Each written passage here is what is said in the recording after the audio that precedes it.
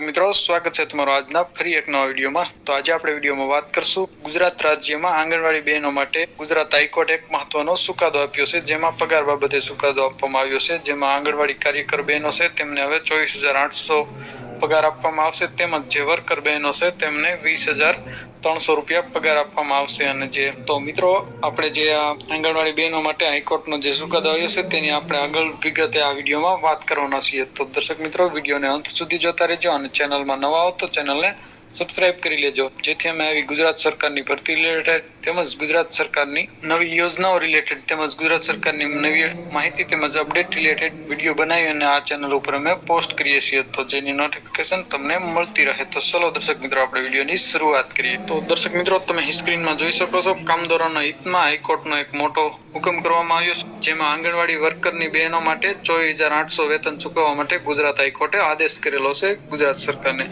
તેમજ જે હેલ્થ વર્કરની બહેનો છે તેના માટે પણ 20,300 રૂપિયા વેતન ચૂકવવાનો પણ ગુજરાત હાઈકોર્ટે આદેશ કરેલો છે। જે આ વેતન પગાર ચૂકવવાની તારીખની આપણે મિત્રો વાત કરીએ તો 1 એપ્રિલ થી એરિયસ સાથે ચૂકવવાનો ગુજરાત હાઈકોર્ટે આ નિર્દેશ તેમજ આદેશ કરેલો છે। અને આ જે પગાર છે તે તેમજ જે આંગણવાડી વર્કરની બહેનોને 24,800 તેમજ હેલ્થ વર્કરને 20,300 નું જે વેતન છે તે 6 મહિનામાં સરકારે ચૂકવવાનો રહેશે, જે ગુજરાત હાઈકોર્ટ તરફથી આદેશ કરવામાં આવ્યો છે। હાઈકોર્ટના આદેશથી તમામ વર્કરોને લાભ મળશે। હવે મિત્રો આપણે એરિયસની ગણતરીની વાત કરીએ તો આમાં આપણને તારીખ આપવામાં આવી છે 1 એપ્રિલ 2025 થી તમારે એરિયસ ચૂકવવાનું છે સરકારને। તો આપણે એરિયસની કેલ્ક્યુલેશન ગણતરી કરીએ તો અત્યારે આપણે ઓગસ્ટ મંથ ચાલી રહ્યો છે, તો ધારો કે આપણે 1 સપ્ટેમ્બર થી આપણને જે ફૂલ પગાર 24,800 કહેવામાં આવ્યો છે તે પગાર આપવાનો થશે, તો આપણે 4 મહિનાનું 1 એપ્રિલ થી 31 ઓગસ્ટ સુધી આપણું એરિયસ કેટલું થાય તેની આપણે ગણતરી કરીએ તો અહીં આપણે આંગણવાડી જે વર્કર બહેનો છે તેના એરિયસની કેલ્ક્યુલેશન કરીએ તો